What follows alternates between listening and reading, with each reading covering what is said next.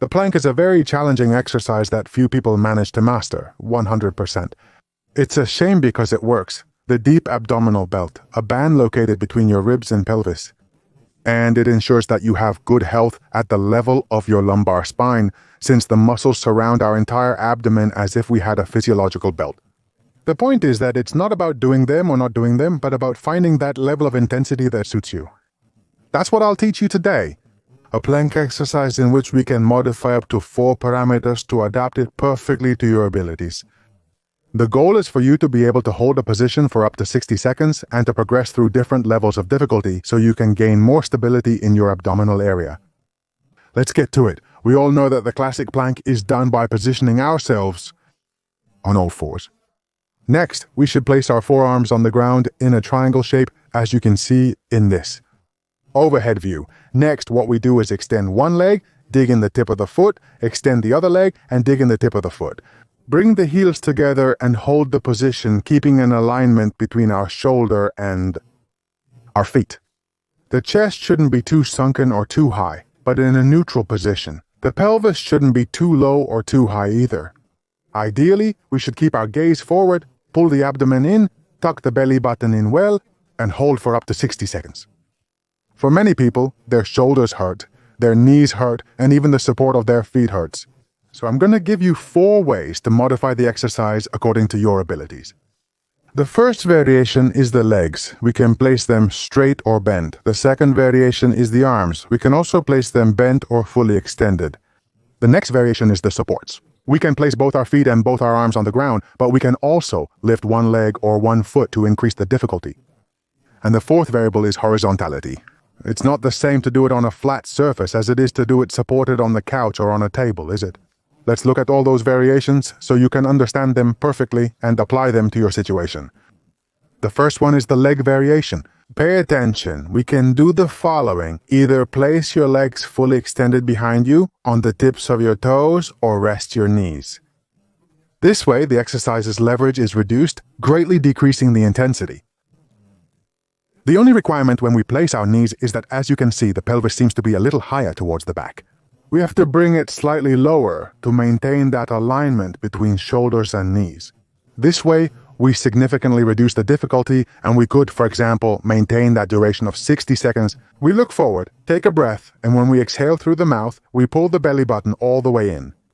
That's about the legs, very simple. What can we also do with the arms?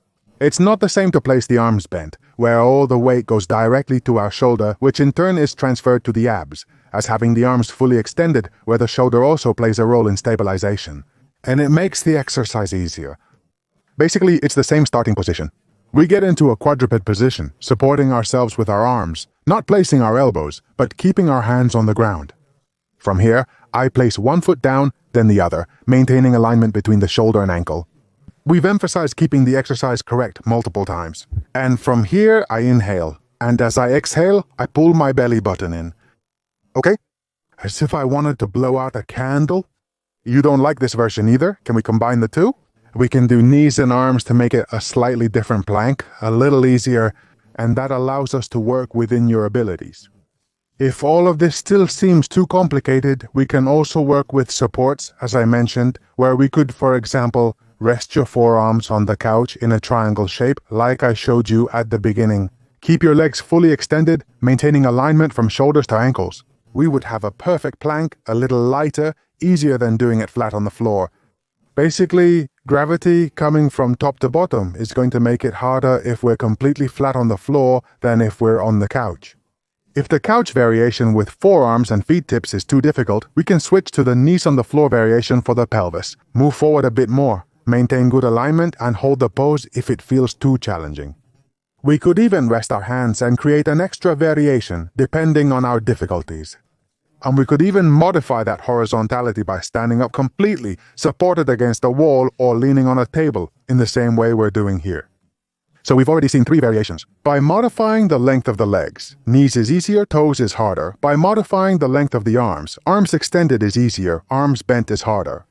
Finally, horizontality. The closer you are to the ground, the harder it is. The more upright, the easier it gets. The final variation lift is the supports. This one is especially useful for increasing the difficulty since we're going to lift a leg or an arm, and that's what we're going to see right here, right now. Caution! This modification significantly increases the exercise's difficulty, making it unsuitable for everyone. Basically, from a normal plank, we're going to get into position here and lift one leg. This drastically raises the difficulty as your support is reduced to only 3 points. We can do it with a leg or an arm. As you can see, I'm shaking. Or the opposite arm. Or for those more capable, we can lift a leg and an arm. This is extremely difficult, but not all exercises need to be from the classic plank position. We can also do, for example, knees and hands, and from here, play with the supports. I play with one support, I play with the opposite support, I play with one support, I play with the opposite support. Or could we do it with our legs stretched out? Same here, be careful, it's harder. I play with one support with the other, I play with one support or with the opposite support. Or we could even sit back on the couch again, play with the length of your arms, the length of your legs. To make that exercise more or less difficult, take a deep breath, okay? It has been quite challenging. Remember this. The plank isn't that difficult for you, it's just that you're not approaching it correctly. You can play with the length of your legs, you can play with the length of your arms, you can play with being more or less elevated, vertical, and you can also play with the supports. The goal is to discover the right shade of gray that complements your skills and enables you. To what extent? To hold on for at least 60 seconds. If you've reached 60 seconds, count it as one set.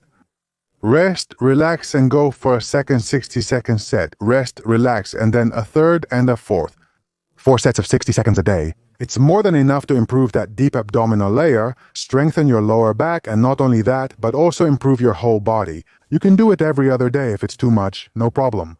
I hope this video has shown you that planks aren't about a yes or no, but about finding a level adapted to you, so you can try and experiment. After all, we're here to play and to find out what your body can do. And it doesn't depend so much on the condition, whether you have a herniated disc, lumbar osteoarthritis, or hip osteoarthritis. It really depends much more on your own condition. 2 people with the same condition, one 30 and one 80 years old, will obviously be capable of completely different things. That's why you must find your own approach and level suited to the exercise. I hope this short video has helped you. I invite you to watch the short class linked in the top right corner of the screen if you have discopathy or a herniated disc. It will help you determine if you're treating your condition properly. With a bunch of lies that you've probably heard and that unfortunately aren't true, I'm just saying goodbye, hoping that you can share this content with anyone who wants to improve their planks and strengthen their lower back. Best regards, see you very soon. Bye.